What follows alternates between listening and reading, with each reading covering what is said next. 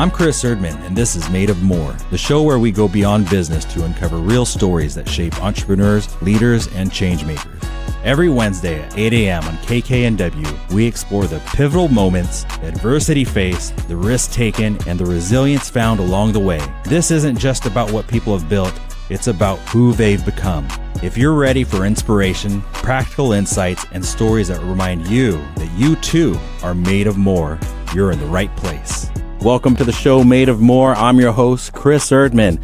Today we're talking about what it really takes to sell in the real world with modern buyers, real conversations, and practical strategies that actually move the revenue needle.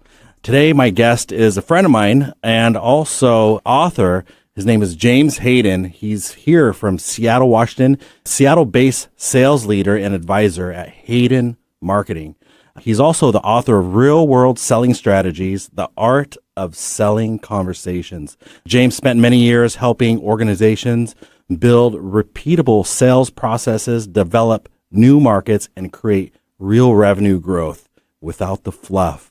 James, I just want to say thank you for taking your time and driving through this wet, rainy day and coming up to the radio station here. Thanks. It's good to be here, especially after a Seahawks win. Oh, yeah. Well, let's just say awesome. that. We got a fist bump to that. Absolutely. We went to the Super Bowl here. Absolutely. And we won it. And Chris, it's an honor to be here. I really feel it's a privilege to be here and appreciate you inviting me to your podcast. Yeah, thank you. Awesome. Yeah, I think it's awesome that you're just here and kind of how we met. Well, we met in, where did we meet? Redmond. And then we met again in Maui. Yeah. Yeah. Yeah. Were you in Bend, Oregon too? Wasn't in Bend, Oregon. No. Okay. Okay. Yeah. All right. But I see everywhere now that we're on the social media. It's true. Yeah. Well, did you have any questions before we start? I do. So we've gotten to know each other, and I mean, I definitely see you as one of those people who is making some great things happen in the real estate world and beyond. You know, your drive is really impressive. Your motivation in that. So I was drawn to learn more from you too about your approach and that. And it sounds like you've listened to my book and read the book. When we talked about your podcast and you invited me on the program, what would you like out of this? You know, I've got 60 plus years of experience I can talk about. Yeah. What would you like to focus on? The things you saw in the book. What are the areas that are really burning issues for you? I could probably be here 3 hours and talk about a lot of different things. But Yeah. I think we could be here for 2 weeks straight after listening to your book. You got a lot of experience there. Thank you. You know, what do I want to know? That's a really great question. You know, selfishly, like I would love to know, like, what should I be watching out for? How to critique myself in this world of real estate that I'm in, and along with AI, along with my sales strategies, and maybe I need to even hire you. Like, what are my blind spots? You know, I'd love to get into a bit of that. Other than that, I do have a long list of questions to ask you. Great. The next thing I want to know is, I just want to know what makes you tick. What was your journey been like, and what should we all be looking out for, and whatnot? Yeah, it's Chris. I mean, those are really good questions. I hope, will you keep me on track to I will answer those? Yeah. The world we live in today, I've never seen change like this ever. How the velocity of the change is remarkable. What my father that raised me, he was born in 1909, and so I came along pretty late in my parents' life. He worked in the space program, and one of the things he said to me is, he said, you know, we will never see as much change as he did. And he grew up, he saw people, you know, with buggies and horses and to the horseless carriage or the automobile. And then he was involved somewhat in the man landing on the moon. He said, I don't think you'll ever see a time like that again. When just before he passed, I showed him an iPhone that I had and walked through it. And he said, this would have been 11 rooms full of computers to track space shots. So the change that we're going through is so remarkable right now. And people who talk about there not being opportunities today because there's so much technology or that there are always going to be people that say there are no opportunities. I believe right now, this point in time, there are more opportunities for people to generate wealth for themselves than there ever have been. Just don't get caught up in the traps of following all the garbage that's out there in terms of politics and that. Just stay focused on who you are, being the best person you can be, and that. AI and the technology that's out there, nobody quite knows how to use it yet. Carve out a niche for yourself right now. Yeah, dive a little deeper. Absolutely. You know, a lot of us are feeling overwhelmed. Like it's just every day something new is coming out. It feels like it every day. And it's less like every day, if you're in sales or in business, it's like every day something's changing, or we get presented, this is the new way that you need to be doing it. And the following week, there's like, no, this is the new way. And it's a little overwhelming, wouldn't you say? 100%. The first very successful entrepreneur that I worked with, his motto, and I mean, this was quite a few years ago, was adapt or die. Mm-hmm. Now, I mean, that may be a little bit extreme, but the challenge is to see what's coming up in the future. And the question you raise is really good because there's so much coming at us. You have to pick an area. Like if it's real estate where you have a great deal of competency, pick that area and figure out how it can be done better. Mm-hmm. Always look for that improvement, mm-hmm. right? And go for it. There's an analogy I use.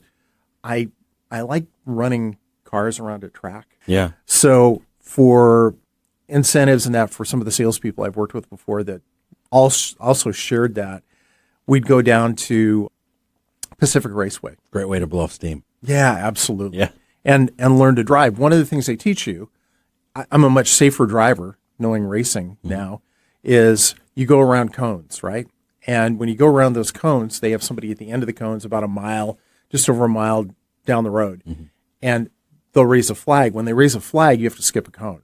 So what they teach you is you have to look down the road you have to focus on what's in front of you, but also see what's a mile or so down the road. Sure. To me, that's a perfect analogy for what's going on in business. And you increase the speed 5 miles an hour more each time. You've got to run through it about 10 times. So you're going 60, 65 by the end of it. And just, you have to learn to stay focused on what you have in front of you today mm-hmm. with an eye to what's in the future. Mm-hmm. And I see a lot of people just getting crushed in that. They're not looking at 5 years from now what could happen to their business mm-hmm. if they don't adapt. That's great. Like, you have any examples of what we should be looking out at 5 years in the future? Figure out AI for yourself. Yeah. I just today was looking at an AI agent to handle my entire life. And it's called Claude, CLAWD. Heard of it. Bot. And it will do everything. If I'm traveling and I want to send a message mm-hmm. to somebody, I tell Claude to do it. It'll draft a message, send it out. One of the things that's interesting is I have reports that go out on a regular basis. Mm-hmm. What Claude did was it has access to everything in my files that I've sent out. This weekly newsletter that I'm sending out, mm-hmm. it drafted the next one without me even touching it. Really? And asked me to approve it. Will it send it out itself too? Yeah. Okay. Yep, you bet. It's kind of scary. Does it have your bank account information? Well, if you sign up with Claude, it'll go to my bank account. I'm kidding. Yeah. No, it can do that if you give it that access. If you can imagine having a personal assistant 24/7, mm-hmm. the technology's there today. So how do we become more efficient? I think that's always the challenge, right? And so do you feel like Claude is for the people that are not techie? Hell yeah. Or is it's made for the people that are not techie? Both. Yeah. Okay. Yeah.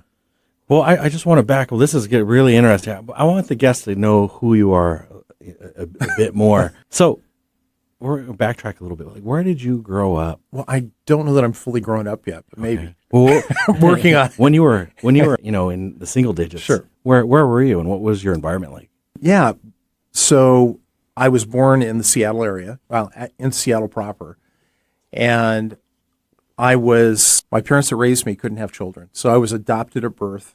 Very close friends of theirs were the physician that was watching after my birth mother. Mm-hmm. and set up a private adoption. And my parents were not Mormon. My godfather was. Mm-hmm. So part of the adoption was it could go through the state. Wouldn't be guaranteed they'd get me. I was raised as a Mormon. Stayed in the Mormon church till I was 14. Fantastic upbringing. My dad, as I may have mentioned, he was an engineer in the space program. Yeah. So he came out of World War II, lived in Seattle, and then radars were a big thing. Yeah. Up in Alaska, radar installations that do keep track of the Russians. Wow. Called the Distant Early Warning System. So we lived in a remote native village. We moved up there when I was 3. Yeah. And I was the first blonde-haired person the natives had ever seen. So that's got to be interesting. Yeah, it was crazy. They'd stand outside of the door and wait for me to come out. Yeah. So it was, there was only two ways to get there, by boat or by plane. There were no roads in. Wow. Incredible. It was a great experience. To me, that was just normal. My parents let me know from that time on that I was adopted. Then we moved to just north of Santa Barbara, Vandenberg Space Force Base or Air Force Base, where my dad was tracking some of the satellite shots down there. So I grew up around the space program. We ended up coming back to Seattle, and there were some things that definitely motivated me. Yeah. Being an adopted person is a different mindset. I thought everybody kind of faced the same thing, and especially an only child. Sure. So growing up, I found out a couple things that I was adopted. Kind of wondered who my other siblings were and that. So it definitely created some insecurities in me. I didn't know who the heck, I was related to. Yeah. My mom and dad cared a lot about me, loved me, wanted what's best for me. But it opened this door of some wonder in your life. Yeah. Yeah. Yeah. Very curious. Yeah. That sounds really, that's probably all your upbringing probably really set you apart a bit and made you help think a little bit differently. Because like meeting you, your mind works differently than most people I run into. You picked that up, huh? Oh yeah. You were dropped in somewhere and that you were raised in an interesting environment. What type of impact do you feel like that may have had on your entrepreneurial spirit? Yeah. When, it's interesting the motivations we have, right? Like I can talk about the insecurities I had being adopted. Yeah. And when I was 7, my mom that raised me, her mother, my grandmother, was at our house in California. And we're sitting having a nice dinner, and she said, you'll never be as successful as your cousins because you're not blood. And that kind of set my mom off. She was pretty angry at my grandmother. But as a 7-year-old, I let that sink in, and it gave me so much fire, Chris. Yeah, it woke you up. Woke me up big time. And I also found out my birth mother when she was pregnant, and her mother, my other grandmother on that side, she told me they gave me, she drank a chemical to try and get me to abort. So, my story's been survival and persistence. And it created such a fire in me. My mom was one of the first female real estate brokers in the Seattle area in the 50s. Worked with McPherson's, which... Yeah, know that name. Yep. I believe they're long gone. But she worked with McPherson's, and so I grew up in this environment where she was a massive mentor to me. Even though she's not here, she still is. I got Yeah, she's always with you. The lessons. Yeah. And when I was a little kid, I was going to real estate seminars, going to Zig Ziglar. I went with her. My dad wasn't so interested because he's an engineer, right? But Sure.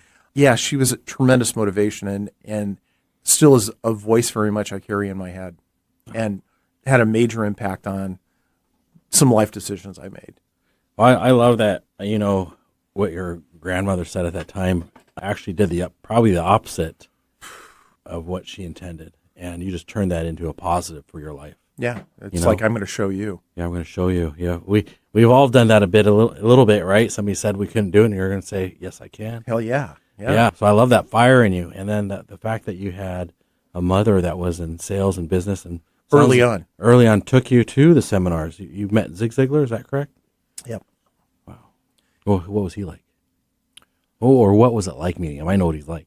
I mean, I was starstruck. It was a bigger deal than, if I'd met a Hollywood celebrity, because we listened to him all the time and no stinking thinking and, all the things he had to say. And it supported me in developing a really positive and realistic mindset about the way I approached business, and also drive. I learned goal setting. I was doing goal setting when I was 7 or 8 years old, and starting that. So you're hardwired this way. Yeah, my mom would do affirmations with me, especially after my grandmother came in and did what she did. Yeah. We're doing positive affirmations every day. A lot of people who are adopted and either don't know and find out later, or don't have supportive parents, it can be a different outcome for people. Sounds like your mom just loved you. Amazing. Yeah. That's pretty amazing. Wow.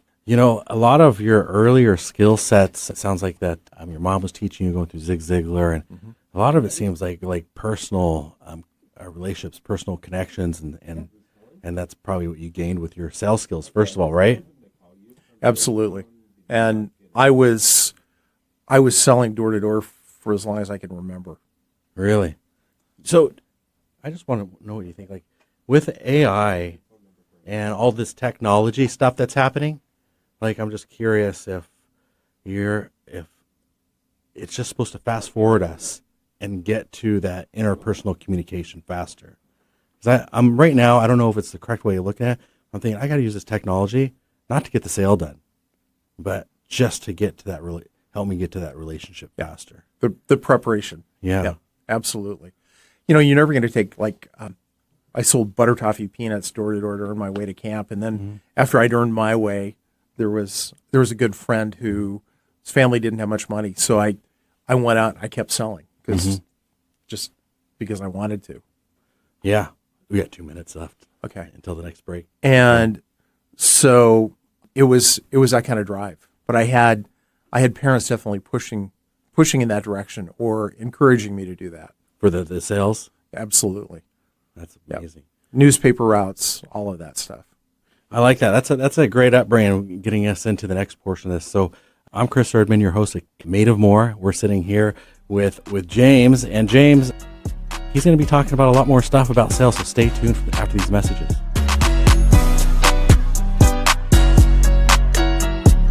Retirement can be scary, but only if you're not prepared.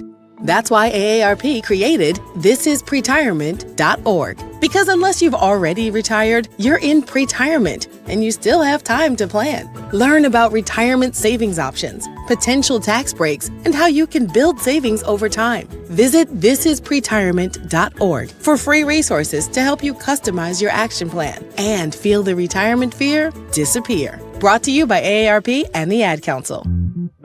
Don't ask me to talk. There's a lot of talk out there. Political talk, sports talk, girl talk, trash talk, and so on. But there's only one, Don't Ask Me to Talk, helmed by conversational off-roaders and podcast pals Eric Ryder and Stacy Heller. They follow every tangent they encounter, from cultural blind spots to their infamous weekly Wheelo topics. Listen wherever you listen to your fave podcasts. Subscribe and share too. Or tune in every Saturday at 3 p.m. or Tuesday at 4 p.m. on KKNW. Working hard to put a smile on your face. Alternative Talk 1150.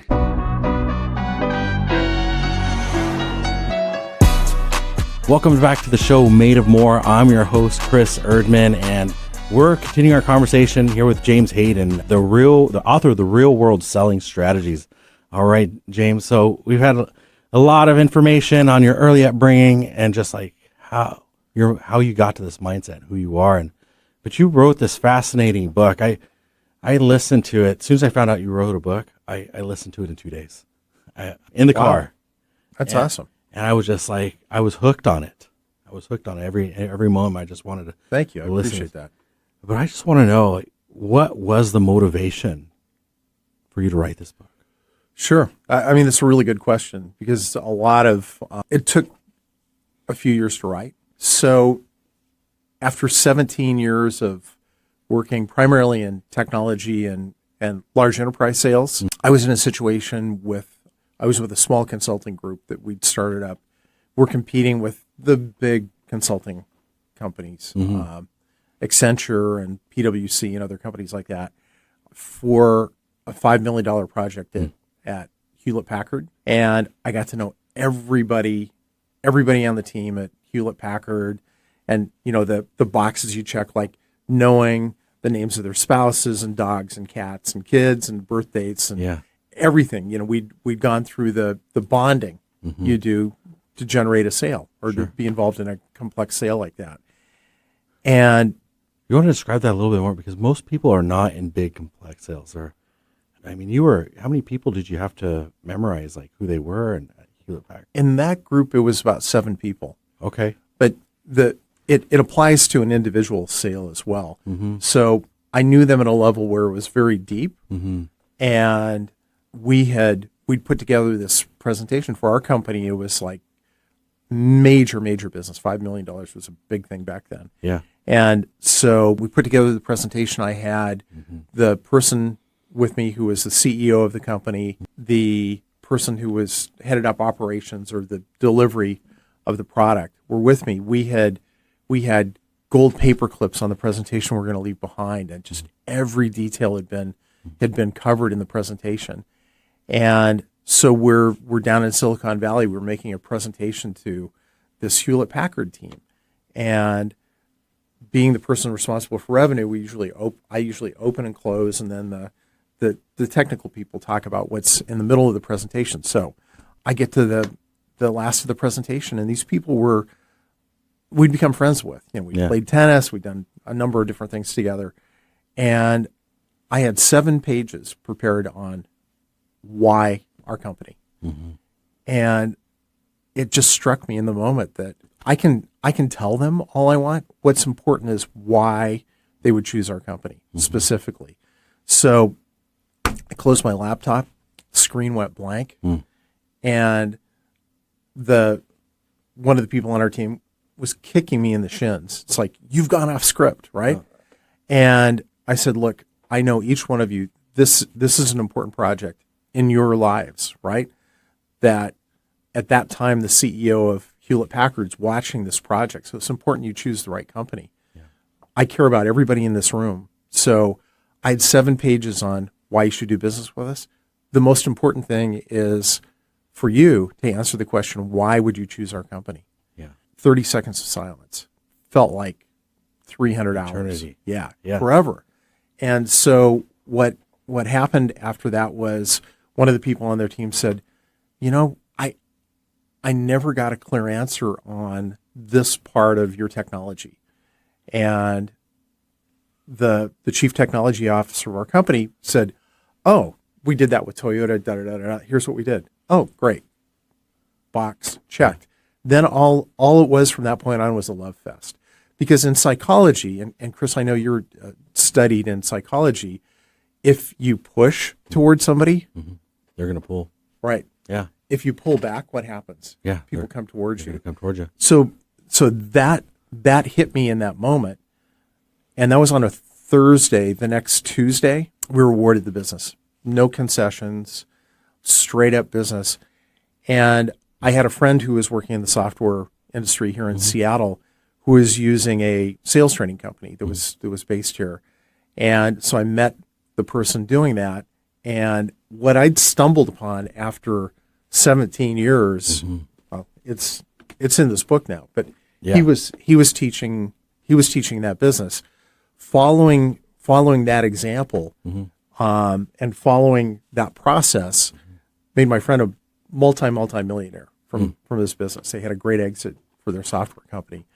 And so what I discovered is that push-pull psychology. If you could have an image in your mind, it's like when I dated, which was ages and ages ago. When you're out dating and you're looking for somebody you can never it's find. So impossible, but when you find somebody, right, it's like they come out of the bushes. It's a funny thing to look at business and business relationships the same way, but it's kind of the same. And so what it does is I got together with the founder of that sales training company, and I've worked in a lot of startups building companies up. Yeah. I'd bring him in for the sales team every time I was either turning around or building up a business. He reached out to me and said, look, I'm writing a book, because I want to take the intellectual property I have here, and then I could sell that. And originally he was doing it on his own. He said, I need like a type A like you that could work with me on it, and also has the stories as a practitioner, because to this day I still am involved in generating revenue. So he said, I'll guarantee you one thing: if you work with me on it, it's going to solve one thing in your life. And I said, what's that? He said, you've worked with so many different companies. You come in and you do your deal, you turn around the company, you get the revenue spun up. How do you do it? And I said, well, I just know what to do. He said, if you sit down and write the book, it'll take you from being an unconscious competent to at least more of a conscious competent. So the book took 4.5 years to write. And it took me on that journey where I had to sit down and I had to figure out what goes on in my head to do the things that I do. It's a lot of work. It's a lot of work. Yeah. I mean, you did a great job. I was like, wow, these principles are fantastic. I think every salesperson needs to listen to this book. I believe so too. It's one thing technology doesn't replace. And you hit on something earlier too with technology and salespeople. I don't believe salespeople will ever be replaced. The salespeople that are going to be the most successful will be AI enabled. That'll be one piece of it. Like you just reminded me when I was a kid selling stuff door to door. AI is not going to replace the heartstrings that pulls when you've got a little kid knocking at your door. No. Selling stuff. No. But it might get you there faster. Yeah. Yeah, it's going to get you more introductions. Absolutely. Yeah. I think of AI right now as, I might think about it differently in a year, but I think of it as just like this, like assistant on steroids, that it can 100%. Can almost do anything. Hey, write this, do this, schedule this, make a song for this. Writes code. Yeah, writes code. I've created 5 websites in minutes, like each one in minutes, just playing around. It's mind-blowing. It's mind-blowing. I've created songs on this app called Suno. Some good ones. Yeah, I was playing around with it. Yeah. It's pretty cool. Yeah, I feel like if, somebody with a name created these songs, one or two could be a hit. Yeah, you never know, right? Yeah, it's just like, wow, this is unreal. It's changing. It's a different world. Yeah, it's changing the world, changing the map for just about every industry. And with that are the biggest set of opportunities that have ever existed in humankind. Yeah, if you dive in. Do you have any AI classes that you recommend or institutions that are teaching it that you recommend? I think there's some really easy ones, and most of them are online. The one I got into initially, I've been working in AI for 7.5 years. One of the ones I really like, and it focuses on ChatGPT primarily, but that's a good starting place. It's called Coursive, Coursiv. Yeah, I've seen their ads. $39 online. It'll take you through the basics. You practice. I think that's a good launching pad for people. Just get them started, get their feet wet. Absolutely. Yeah. What do you think is next in my industry? Me as a salesman, what do you think I have to look out for with AI? In real estate? In real estate. Commercial and residential? Commercial and or residential, yeah. Residential side, look at the evolution that's happened where a buyer is looking for a house and you're locked up with that buyer for 2 months. Sure. Taking them out on the weekends or whenever they can get free to show them houses. Yep. Now, my understanding is the way it works, and correct me if that's not right, but people go through Zillow or they look online, they come to you with like 3 or 4 houses, like, Chris, this is what I'm interested in, right? On that side of the equation. I believe on the other side of the equation, you're just going to be able to get to a more qualified audience faster. I believe so. Commercial side, wow, that market's changing so much now. What I do know is there's some very progressive companies that are bringing in big time technologists. There's a private equity firm in Seattle called Bridge 33 that the chief technology officer is one of the tenants in one of the properties we have. And what they're doing is amazing in terms of workflow analysis, running properties more efficiently and more effectively. I don't know about on the buy and sell side, but just in terms of managing their portfolio, they've got, a brilliant software engineer running a tech team there. Yeah, I can only imagine. underwriting deals. Sometimes I'll put deals into a system and underwrite them manually, figure out what is the value of this property. But I like to put it into these AI models and just give the information and say, give me the valuation. It's like scary how fast and how accurate that their evaluations can just like, boom, just like that in seconds, I have an accurate evaluation. You do have to know what you're doing, so you know that. No, you do. That's the biggest thing when you put in the prompts in AI. You almost have to know the answer, and you ask AI to validate it. Yeah. I believe that's where it is right now. Yeah, it's a great tool to just get a check your thinking. Just check your thinking, Yeah. but it's not there yet, but it's getting there Yeah, fast. You've shared so many stories in this book. I was really impressed sharing a lot of your tough stories. I mean, there's been a couple times of like, you have this term in there. I wish I wrote it down, but you have everybody sign before you present. What's that called? You mean a pre-presentation agreement? Yeah, your pre-presentation agreement. Right. It's the first time that I've thought about a pre-presentation agreement. You want to talk about the importance of this and why you do this now? I mean, I've heard your stories. I know why you do it now. Scar tissue. Yeah. That's a scar tissue from that. Yeah, I've had opportunities fall out before that happens. One example, and it makes sense to really take that checkpoint before you go into investing your time and resources into it to make sure you've got the right people with the right message in the room. They have a qualified budget, all of those things. And the sales process that we have, like others, it'll take you through that process. Like you'll ask the right questions. In a complex sale, you have several different buying types.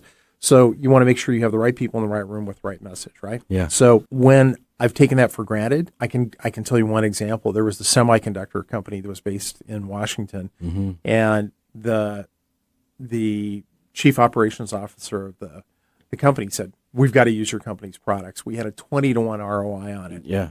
And so big benefit to the company.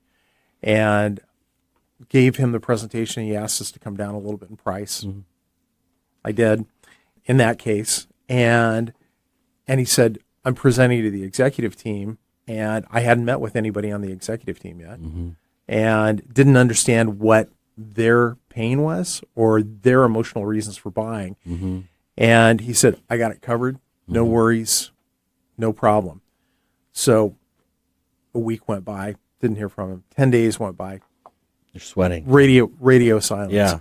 And he goes, "The CFO shot this down because we need a new employee parking lot.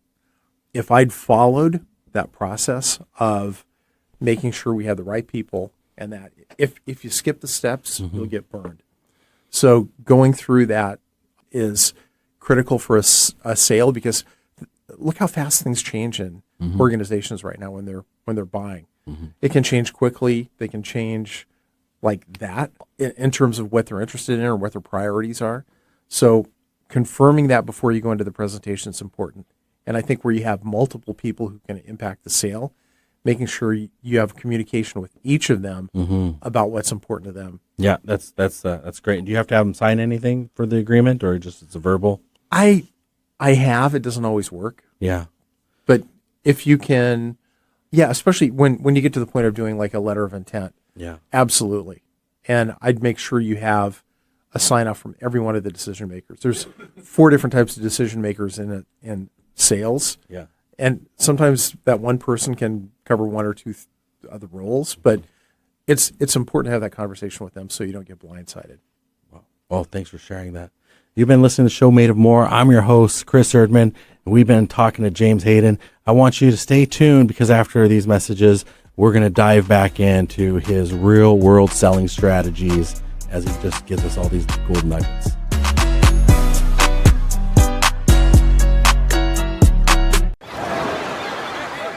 Hear that? That's the sound of your life. Perfectly imperfect. Beating in rhythm to the world you've created. But every time you drive after drinking, the music gets drowned out. your life sounds pretty great. Don't let a buzz ruin it. Buzz driving is drunk driving. Don't drive buzzed. A message from NHTSA and the Ad Council.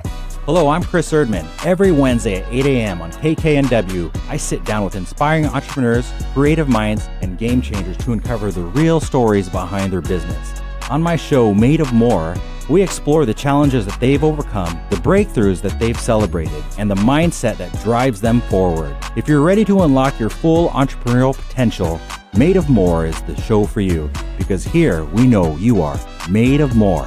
Every Wednesday at 8 a.m. on KKNW. Get inspired every hour right here on Alternative Talk 1150.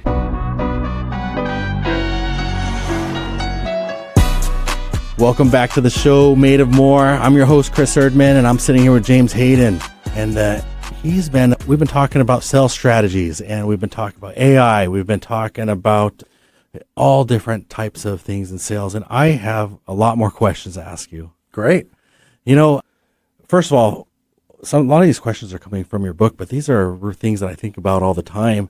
You've sat in a lot of sales presentations, and you've shared some very vulnerable stories about pitching your idea or pitching what you wanted to do for the company, and boom, they come back to you and they say, we're going to go with somebody else, or we're going to do it ourselves. Do you have a story you want to share? I've had it happen more than once. And a lesson. I know you've actually told it a couple times, I think. Yeah. I've had it happen a few times. Mm-hmm. And it sounds jaded to a certain extent. Some of the people I've worked with use that expression, buyers are liars, right? Mm-hmm. And I'm not fully buying into that, but you need to have a process to get people to tell the truth, right? Mm-hmm. About where you are. So what I use is going negative with people. How do you mean?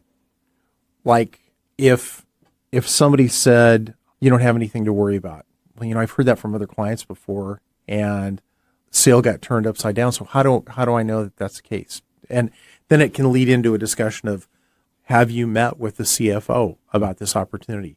Is there any kind of movement for you to do this internally as opposed to externally? There's a term we use in the book called leaving your gold on the table. We bring gold to our clients every time. Mm-hmm. There's some value we bring. Unless you have agreements that you set in place with them about disclosing your approach, mm-hmm. people can steal your ideas, and I've had that happen before. I had it happen with a hotel company that was based here in Seattle, Weston, and I had it happen with Weyerhaeuser, Mm-hmm. where we gave them all the information they needed to Be successful. to be successful, to do the project we proposed on our own. Now, one of them came back to us because they couldn't do it on their own. Mm-hmm. But so what I've started doing is framing, you get what you pay for. Yeah. Like in the case of Weston Hotels, they were based here in Seattle.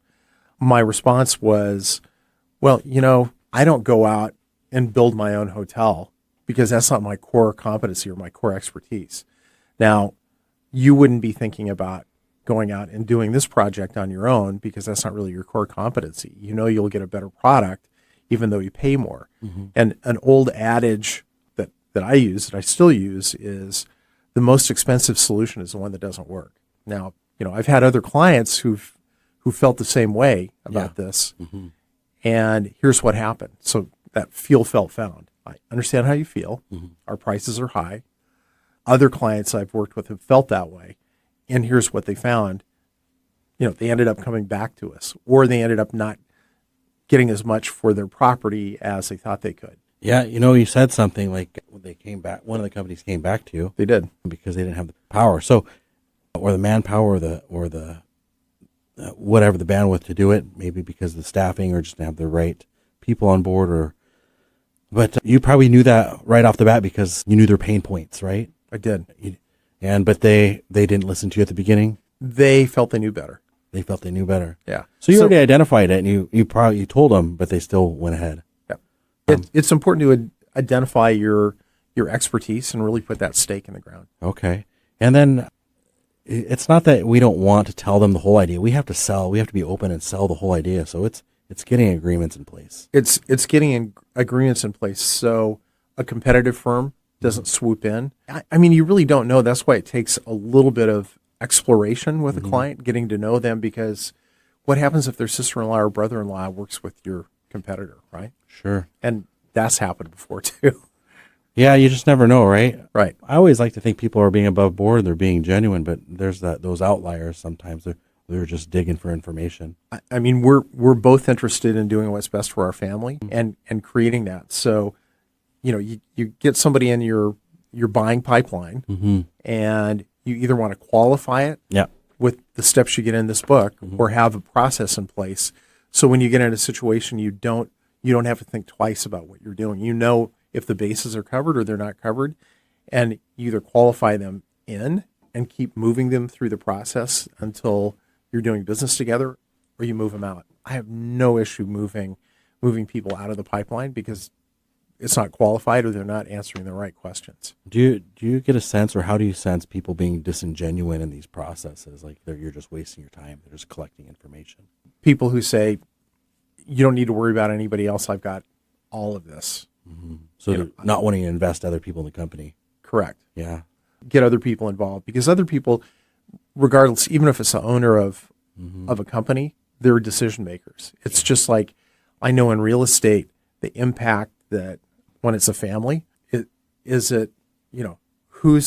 the responsible person that's pushing it? Is it which one of the spouses is the real decision maker, and what are their interests? So kind of categorizing or figuring that out, and the impact of the children, right? One of the things you see like in advertising is somebody choosing a fast food restaurant. Why do you think advertising is focused on the kids? Because the kids are the ones really that drive the decision making, not the parents. Yeah, that's true. Yeah. Yeah. So finding out the roles of the decision makers is super important. Yeah. And you have a system in doing that? You bet. What is it? It's defining the different roles within the decision making process. I can rattle them off real quick. So there's always an economic buyer, person that signs the checks, if you will, or sends the Venmos or whatever. There's an economic buyer. There's a user buyer. That person is the person within an organization that gets the greatest benefit out of the solution. So they're using that solution every day, right? Generally, there's a technical buyer, a person that says, yes, this house or this project does exactly what it could be. It could be, in the case of real estate, it might be a building inspector even that's involved in that, or somebody who thinks they're handy around the house. And then there's always a coach or a chauffeur too. Okay. Somebody who, if you've lined up the right way, you have a person who they're telling you, yes, I want your organization to get the business. Here's why. There's a benefit to me. They could be in one of those other roles too. Yeah. Sounds like maybe a mentor in the group that they're looking for advice. The senior of the group, maybe. Yeah, I learned that approach the hard way by losing business. But do you want to share what you lost? Yeah, it was a multi-million-dollar opportunity with Weyerhaeuser here in the Seattle area. They said, we've got to bring, I'd been doing like small projects with them for 3 or 4 years. And they said, same thing, don't worry about it. We've got it covered. You've earned the business. And we have to bring in a competitor just, for purchasing to make sure we've got the right balance. Well, this firm was hungry, and they flew. Weyerhaeuser's consensus decision maker.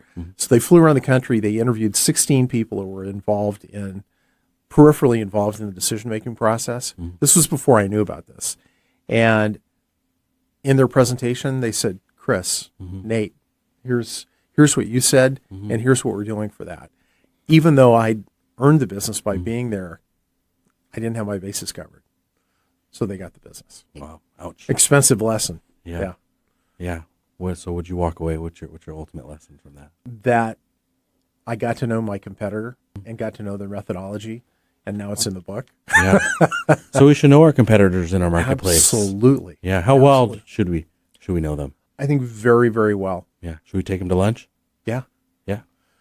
Because it sounds strange, but we should. No, I mean, there are opportunities you can work together too, right? Yeah. Especially in real estate, where you can collaborate on different opportunities. But I believe the better, the more professional groups are together, even though you're competing, the boats rise with a higher tide. They really do. I think it's better for everybody. I agree. I'm going to go to this question. We're on the show Made of More. What does that phrase mean to you, Made of More? That's a really big question, Chris, and I think it's a great name for the program. Made of More, to me, means making the most of yourself. And what we've talked about today, and what's in the book and other places, is those challenges we have. Like people look at life and it's like, I want it to be easy. What I've talked about being having a birth mom that tried to kill me when she was pregnant. Yeah. Having a grandmother who said I wouldn't be as successful as my cousins, and then a couple teachers who said I'd never make it through school. That all charged you. Hell yeah. And having, I think, not only personal but business goals that are out there that are tangible, that you put timelines on, super, super important. So Made of More means like making the most of your life, period. And, there are the several areas we have in our life, and it's optimizing that. We've got one life here, and making the most of it is what's really important. Surrounding yourself with the right people too. Like you're involved. I mean, the fact you're doing this is something more. You're extending yourself by creating more for the world. Thank you. The group you're involved in, Power Players, is, I think, a tremendous networking group as well, where I've never seen a group that networks quite like that. Yeah, neither have I. It's really special, isn't it? It is. Yeah, I agree. Just getting involved with the right groups and taking advantage that we only have one life. Yep. And seeing what's possible. We're going to get hurt.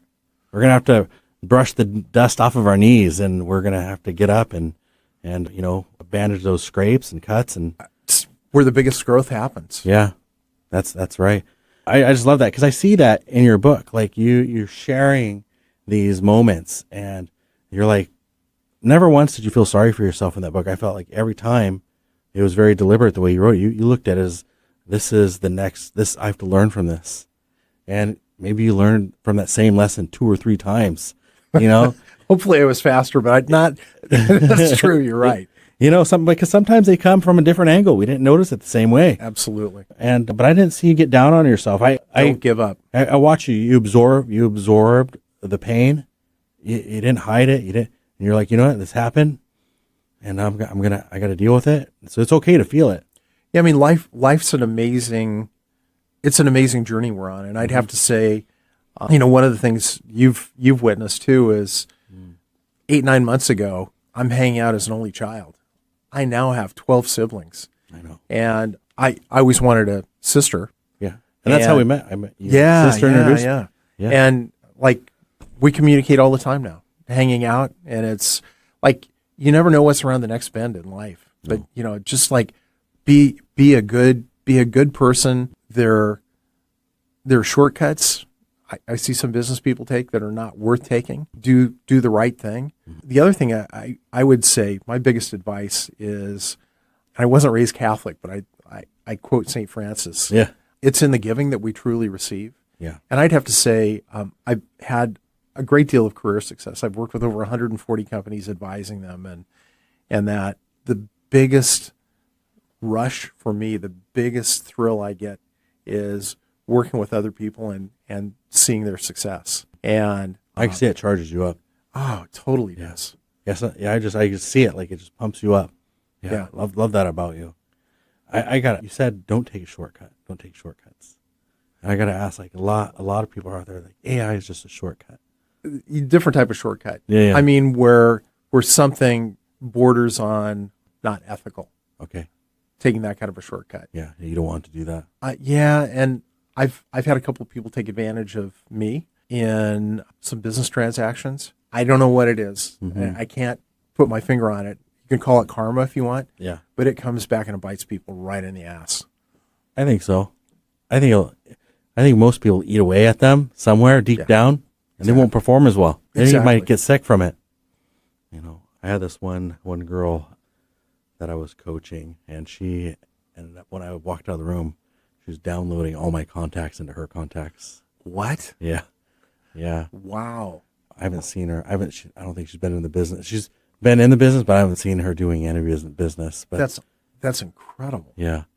That's it. It's like a spy movie or something, right? Well, yeah. Well, it's just like one of those shortcuts that we talk about. It's like unethical and how it might have an impact on you down the road. And I just think like I feel like that stuff like that will impact people. I think we're wired to be good people Yeah. and giving people, and it impacts who we are if you do those things, right? Yeah. Yeah. We got a couple minutes here. How can people find you, and what do you want to provide for them? Sure. I've got a website. Mm-hmm. It has information on the book and about the services I have. It is James B. Hayden, HAYDEN.com. That's easiest way to get a hold of me is through the website. Mm-hmm. I can give you my mobile number. Texting works for great it. for me. 206-915-0458. What I enjoy doing, and like I said, I enjoy other people's successes as much as mine. Mm-hmm.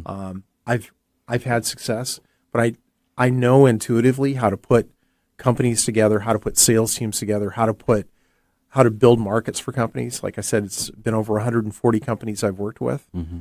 and I had that fortunate experience. So a lot of that's just the laps I've had, or the number of experiences I've had. Mm-hmm. So if a company's looking to increase revenue, that's my jam. And I not only here in the U.S., but I've done it globally. I'm working with a company now, and it's based in Barcelona in England. And 2012, I was a founder of a company that was based in Ukraine.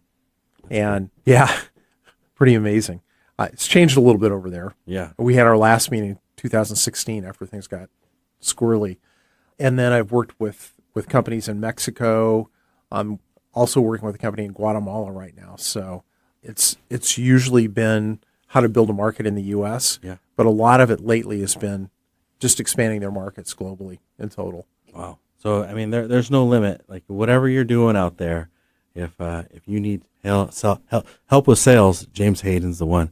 Thank you, James. I just want to say thank you again for taking my the time pleasure. and coming on the show. And I really It's a appreciate cool it. format, man. I like it. Yeah, I appreciate it. Thank Yeah. you so much. All right. You've been listening to the show, Made of More. I'm your host, Chris Erdmann. And again, we had James Hayden on the show today. Thanks for tuning into this episode of Made of More on KKNW. Whether you're on the road, at the office, or listening from home, keep chasing what lights you up, keep building what matters, and never settle for less than the life you were made for. You are made of more. More purpose, more impact, more joy. Made of More is part of the Speaking Current network of shows and podcasts, all of which that are dedicated to inspiring listeners to build lives of meaning, connection, and value. You can find the Speaking Current network of shows, including Made of More, wherever you get your podcasts. You can also find us on YouTube. Until next Wednesday at 8 a.m. on KKNW, I'm Chris Erdmann. Stay bold, stay inspired, and stay made of more.